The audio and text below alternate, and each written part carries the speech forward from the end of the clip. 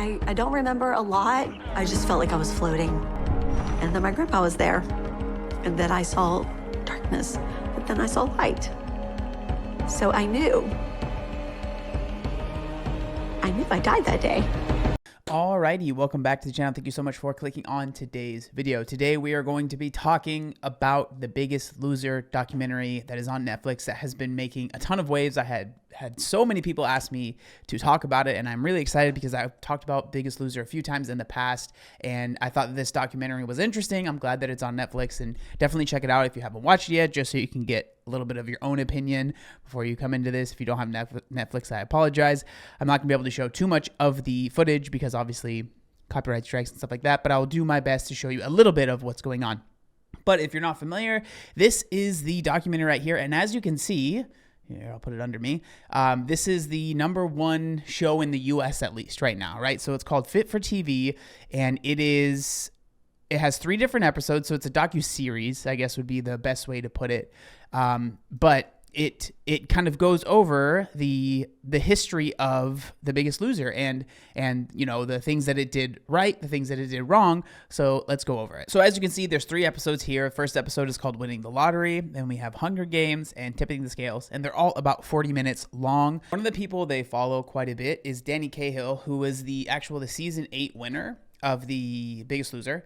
And this is a clip from the documentary. Again, I can't really play any of the clips, but as you can see, he lost 239 pounds, okay? 239 pounds over the course of, I think it was like 6 months and a few weeks. So right here it says, right, I lost 239 pounds in 6 months, 3 weeks, and 5 days. So obviously that is an absolutely unbelievable amount of weight to lose just in general. But on top of that, doing it under 7 months is insane.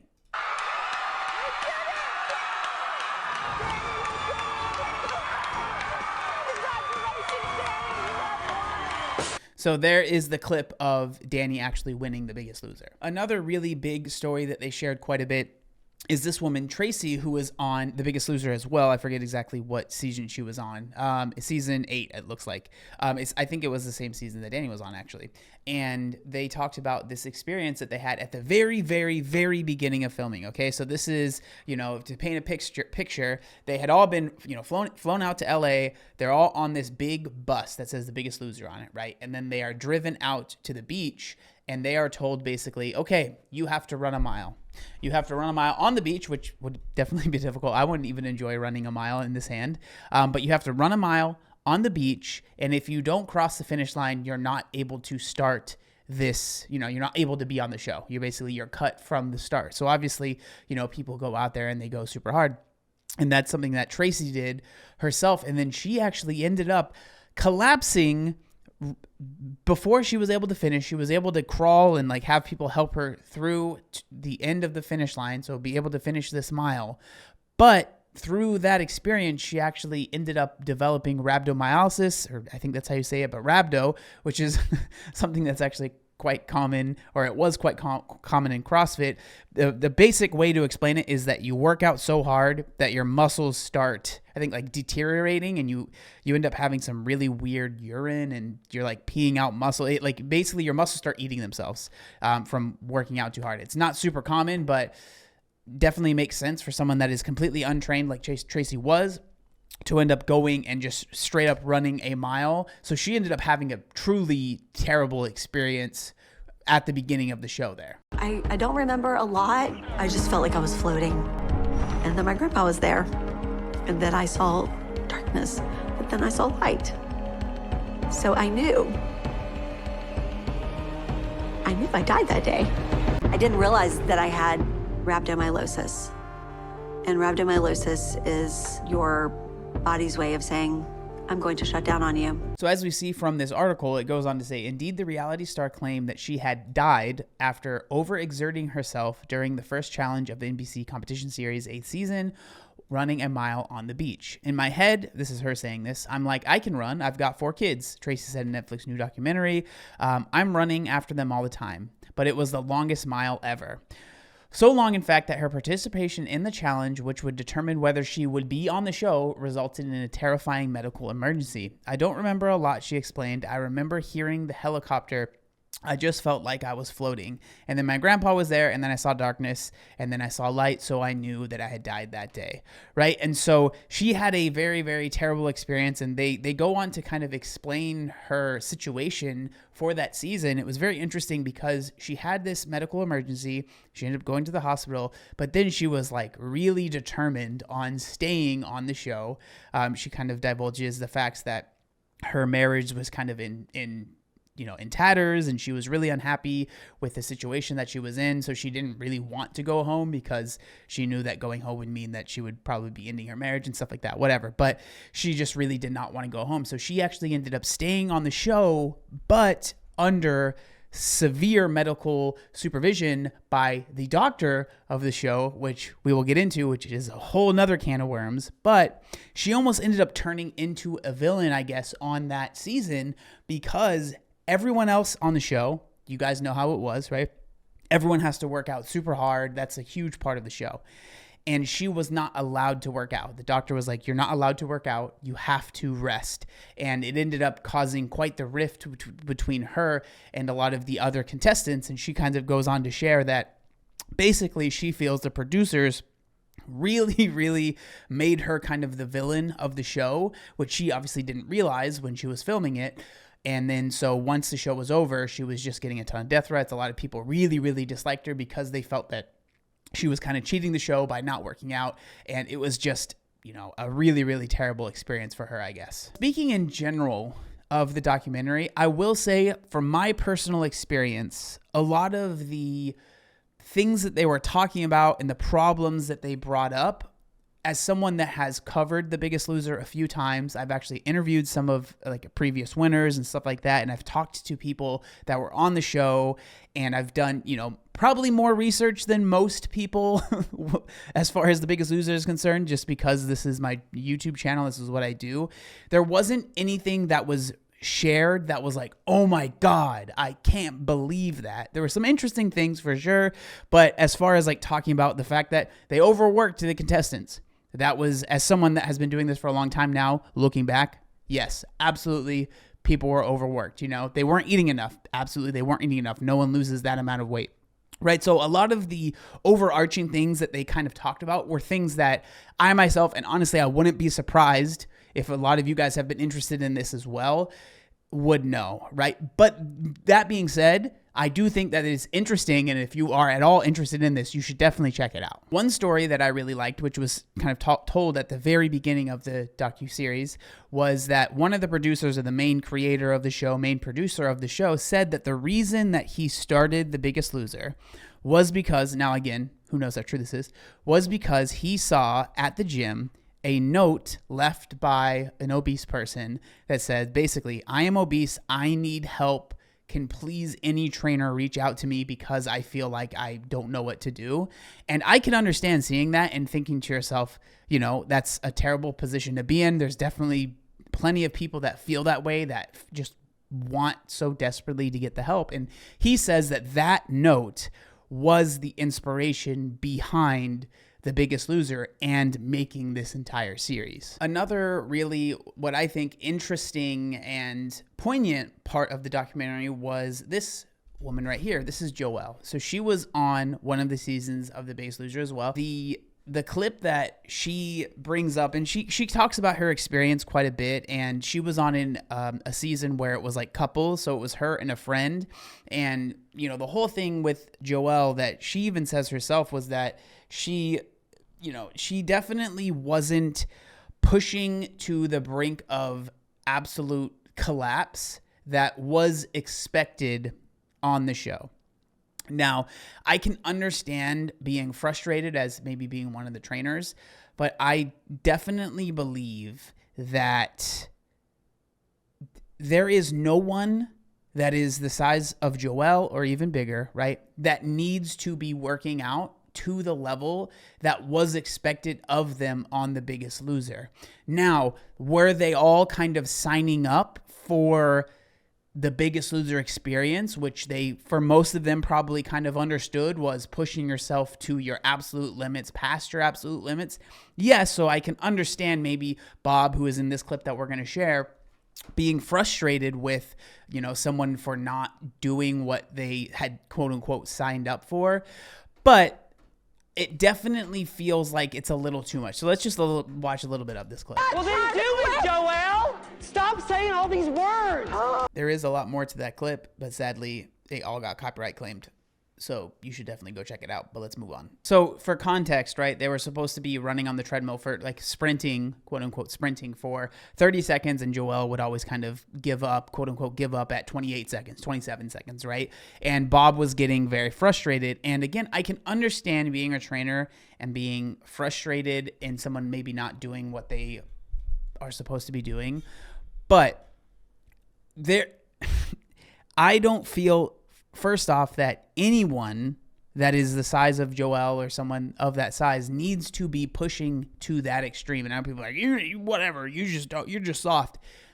It is unnecessary and borderline, and not, I wouldn't even say borderline. It is dangerous, the things that they put these people through on these shows, and people did get seriously injured. And so I don't really feel like upset at Joelle for not wanting to put all 100% everything into these workouts, because who knows what could happen, right? It's been seen time and time again, people getting pushed too far and getting hurt, and then the show's just like, maybe once you're on the show they'll take care of you, but once you're off the show they're like, sucks to suck, brother. I don't know what to tell you. Shouldn't have got hurt. Next up, I want to talk about the doctor that was featured on the show. So this is an article from People, and it goes on to say, The Biggest Loser, Dr. Robert Huizinga, I'm probably saying that wrong, says he really took issue with some of the show's tactics. There were times challenges were done that I didn't see or hear about. The doctor claims that the new docuseries Fit for TV,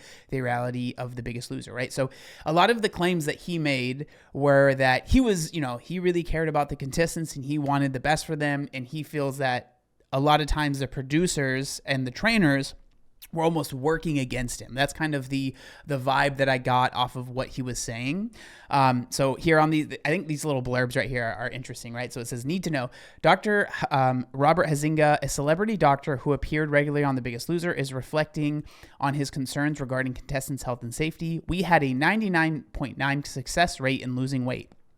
But as the show really got popular, some things were being done that I really took a lot of issue with, Dr. Huizinga says.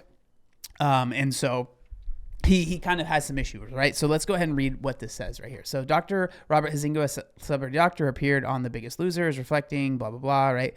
In Netflix 3 docuseries, Dr. Robert Huizinga, a former team doctor of the then Los Angeles Raiders, said his experiences at the intersection of medicine and the professional sports world helped shape the weight loss reality show, which definitely happened. It was very interesting because he was talking about how, he kind of got his big break in like Hollywood medicine, I guess, was when the Los Angeles Raiders were looking for a team physician.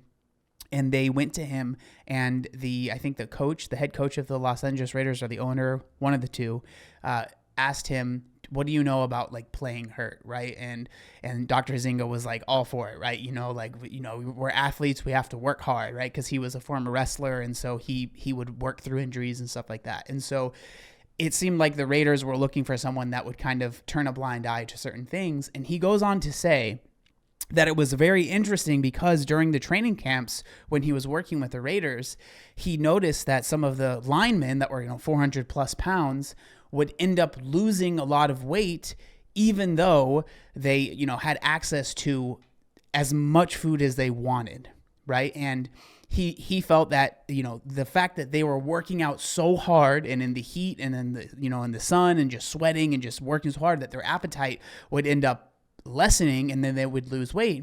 And so he felt that he could use that experience that he had working with the Raiders as a way that maybe that could help people want to lose weight. And I feel like that explanation really does explain a lot about just The Biggest Loser in general and the way that they went about things, right? Because one of the biggest critiques that most people have against The Biggest Loser is that they focus so heavily on, having these, for lack of a better term, fat people do these extremely hard, intense, long workouts, right? And that would be the focus of the show. And that's what people would see. And the reason that I think that it's such an important critique is because those of us that know about losing weight and like what's the most important thing, it is that diet is so much more important than exercise, right? Diet is so much more important. But the thing is that this is a TV show, right? And so it's kind of hard to make challenges and things about being in a caloric deficit, right? But it is much, much, much easier to make good television based on extreme challenges and getting these big people to move and huff and puff and sweat and complain and cry and argue, right? That's what the show ended up really focusing on. But sorry, I kind of got distracted there. The Biggest Loser was totally sculpted after my experience with the Raiders, and the only question was, is it possible for an overweight, sedentary person to work out, not with the ability of a professional athlete, but the intensity of a professional athlete, Dr. Huizinga says on the show. Still, as the series progressed and showrunners faced pressure to maintain viewers' attention through 17 seasons, he said he became increasingly worried about the physical challenges contestants faced. We had a 99.9% success rate in losing weight. That was really an incredible discovery. But as the show really got popular, some things were being done that I really took issue with. It was scary because from season 1, you had women 200 pounds, men 300 pounds, and it just went up, straight line up, which I do think is a very fair criticism, right? Because it's weird looking at the first season and seeing the difference in people and the sizes that they were from that season to the later seasons, right? Because they just kept pushing the envelope. But the thing is, and he says it himself, like when the weight goes up, usually the physical ability goes down, right? And so, and then you're pushing these people like you would be pushing people that are maybe 100, 150 pounds lighter, right? From season 1 to like season 8, right? Where we're seeing, the woman that ended up getting rhabdo and had to go to the hospital and she almost passed away, right? Now, this is where things get very interesting and where I felt like I actually learned some interesting stuff that I didn't really know about, even with all of the research that I've done in the past. So, he goes on to say here, in particular, the doctor, alluded to differences in perspective between him and the show's trainers, Bob Harper and Jillian Michaels. Now, Bob was actually in this documentary and kind of gave an interview and talked about it, right? Jillian declined to be in the documentary, but she is very upset about the documentary, which we'll be getting into because she has been making some tweets and has been saying quite a few things since the documentary aired. But it goes on to say, every season, I pretty much said I was going to quit unless I got to talk with the trainers, he claims. So they would force them to come in and I'd give my little half an hour speech and maybe some things changed, not as much as I would like. So basically he's saying here that the doctor feels that he would try and make different changes and he feels like he wasn't listened to. Now, Jillian Michaels has a very, very different story, and that's what we're going to get into now. So before we get into what Jillian Michaels is saying, I think it is very important to talk about this. So there was a kind of like a controversy during the show that I think Jillian got in trouble for, where she was shown to be giving her contestants caffeine pills, which apparently were against the rules in the show. And it was alluded to, especially in the documentary, that a lot of the contestants were saying that they were given, different fat burning pills, caffeine pills when they were on the show. Everyone that is part of The Biggest Loser, the producers say that they don't believe that happened. But there's a lot of people that are claiming that did happen. And one of those people is Jillian Michaels. So Jillian Michaels has been kind of going on a tirade since this documentary has aired. Again, she was not part of the documentary. She was asked to be interviewed. She declined, right? And so it goes on to say, this is another article, Jillian Michaels slams egregious claims in Netflix The Biggest Loser documentary, said she's considering legal action.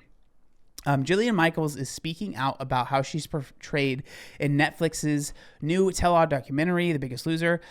On Tuesday, August 19th, the fitness trainer 51 posted on Instagram and denied some of the claims made about her in the documentary, which covers the weight loss competition show's alleged missteps and features new behind-the-scenes details about some of the decisions made by its cast, crew, and showrunners during its 18-season run. In the 3-episode docuseries, Dr. Robert Huizinga, The Biggest Loser's medical advisor, discussed feeling uncomfortable with the show's extreme methods for weight loss and claimed Michaels often ignored his medical advice.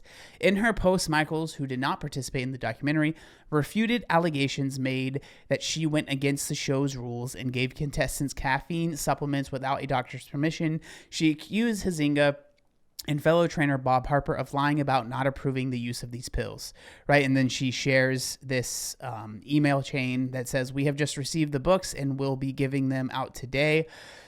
Sandy has the Electromix and bicarb. Do you still want Stacker 2 or 3? So Stacker is like a fat burner supplement.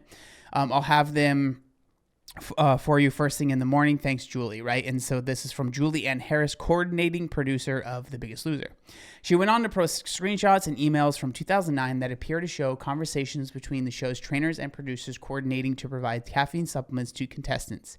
Here is an email chain with Bob Harper, The Biggest Loser producer, Dr. Huizinga's guy, Sandy Crum, who stayed on set with us and distributed the fat burners, about which fat burners / caffeine pills to purchase the contestants. She wrote, "This is one email of many that show Dr. Huizinga not only knew about the caffeine pills, the Stacker's fat burner were actually his suggestion. I wanted to use my brand instead because they were cleaner and had no more than 200 milligrams of caffeine, equivalent to a strong cup of coffee or like an energy drink, basically. Caffeine was never banned on The Biggest Loser." She added, "Wild how some folks still lie like it's 1985 before text and emails were a thing."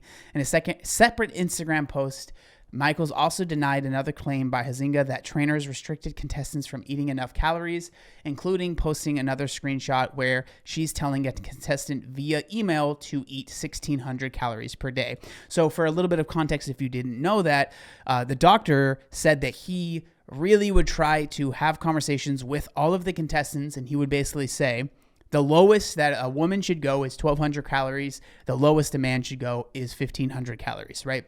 And if you had watched the show, it was very clear, especially towards the end, the last few seasons, that people were severely under eating and eating less and less and less so they could get as lean as possible. That was something that Danny even mentioned when he, a few days, like the week before his final weigh-in when he won The Biggest Loser, he wasn't eating anything. He was just doing like a master cleanse, which basically consisted of no calories.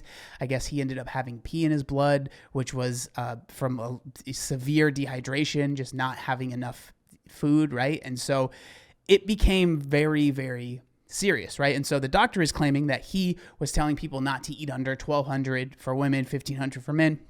And Jillian is kind of, and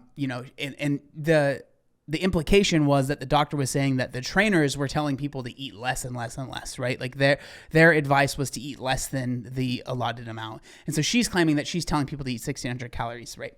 So she also posted alleged emails between her and the producers discussing how to keep contestants adequately nourished. Following her social media post, Michael told TMZ in a phone interview, which was published online, that she is considering filing a lawsuit. She said the docuseries is so egregious and so damaging that I don't think I have a choice, right?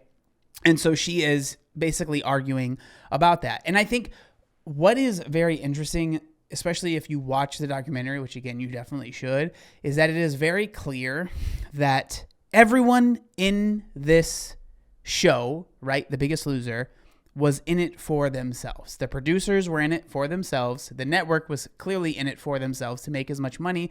The trainers, to an extent, were in it for themselves to make themselves popular, right? Because one of the contestants that won, when they won, Jillian Michaels in their ear told them, "You just made me a millionaire," right?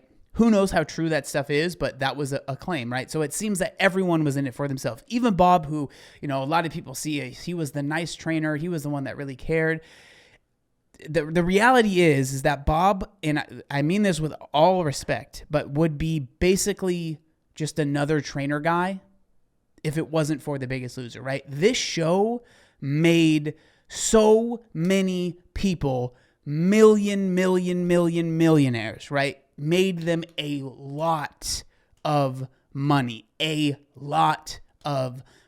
And I think that for me, as someone watching this, especially as someone that has spoken to contestants, it was incredibly frustrating because no one no one wanted to take responsibility for the things that had happened, for the negative impact that it had on a lot of people, not just the contestants, but other people around the world that were watching, right? No one wanted to take responsibility, and they just continuously passed the buck. If it was the producers that they were talking to, they would pass the buck to the, to the network. If they were talking to the trainers, they would pass the buck to the producers. If you talked to the doctor, he passed the buck to the trainers, like no one would take responsibility for the negative things that they showed on this show. And more than anything, no one would take responsibility for the really messed up things that they did to a lot of the contestants. And there are so many contestants, and I'm sure there's so many more that have probably watched this documentary and are like, man, I wish I could have shared my story, right? That were part of this show and feel like they were not heard, that they were used for their size, right? And their story, and then cast aside because there has been no aftercare really for these contestants. And like, there was so much money made, You guys, I'm sure a lot of you remember from, the early 2000s when The Biggest Loser was at its peak, there was Biggest Loser merch everywhere. Everything was an ad for The Biggest Loser. Subway was an ad for The Biggest Loser. There was The Biggest Loser water bottles, Biggest Loser, dumbbells, The Biggest Loser hats, Biggest Loser shirts, anything that you can think of that was gym related, there was a Biggest Loser version of that thing, right? And so there was certainly millions and millions, if not billions of dollars created from this Biggest Loser. And you have to think there was, a few hundred contestants. Imagine if those few hundred contestants just had genuine aftercare, actual help after the show was done to help them continue on that journey. And I think more than anything, that is the thing that should be focused on, is the fact that so many people that were part of this show, while there are a few people that really appreciate the show and they're glad that they did it, there are a lot of other people that feel that they were used and abused by the show, and that is not something that I feel like should be taken lightly. When it comes to The Biggest Loser and the legacy that they've left, I feel like it's kind of, there's multi reasons and there's conflicting feelings that I have. I do believe that The Biggest Loser, when it was first coming out, and the things that they were trying to do was genuinely trying to motivate people to move more and share stories of it and share inspiring stories of those people that were able to lose weight, right? I see that in a vacuum in and of itself, and I'm like, that's a good thing. I think encouraging people to be healthier, to move their body, to lose weight, showing people that's possible is a good thing.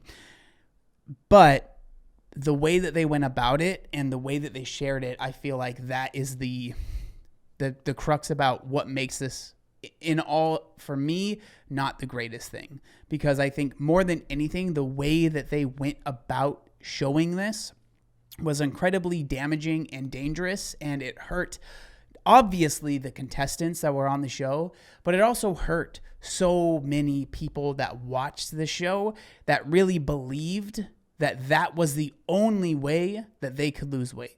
Because if you watch the show, I remember I used to have this feeling when I'd watch the show, because I used to be a fan of it, right? I almost even applied to be a part of it.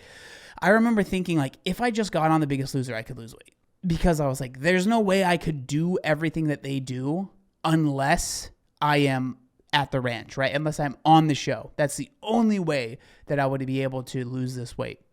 And I really believed that weight loss was about killing yourself in the gym, working insanely hard, eating almost nothing, right? It really reinforced these feelings, and seeing these trainers and doctors and everyone just kind of be like, yep, this is the way that you do it. This is the way that you have to do it.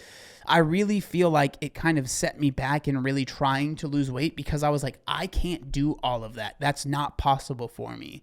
And I think that it is important to share the message that you certainly don't have to do even half of what they did on The Biggest Loser.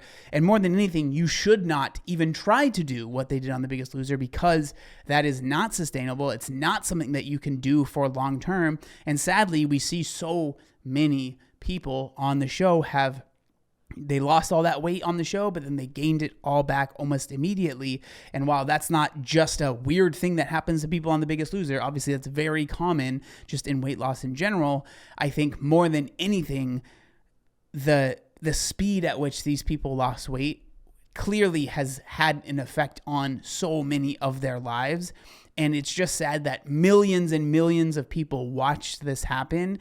And there's, so many people that are just left wondering, well, why weren't they able to keep the weight off? And it's sad to me that I can almost guarantee there is a large portion of those people that watch that have seen the people gain the weight back, and they think to themselves, they just gave up. They just haven't tried hard enough. They really didn't, they didn't want it hard enough. Those people on the show that lost 200 plus pounds in 6 months saying that they didn't try hard enough, that's crazy talk. Clearly, they tried incredibly hard, but that show is not real life. That show is not what is going to be happening day to day. It is not like that, right? And so to expect someone to continue that forever is not realistic at all. So there is my review of the docuseries. I don't know if this is really a review, but this is, my video on the docuseries about The Biggest Loser. Like I said, a lot of this stuff was things that I've already kind of known, and I feel like a lot of people already know, but there was some nuggets in there that I think are worth watching the docuseries for if you haven't seen it. I would love to know what y'all think down in the comments section down below. I am genuinely curious if you did watch it, what you thought about it, if maybe you feel the same way as I do, or maybe all of this is new information and I am just chronically online and I know way too much about The Biggest Loser. But please let me know. Thank you so much for watching, and I will see you next time. Peace.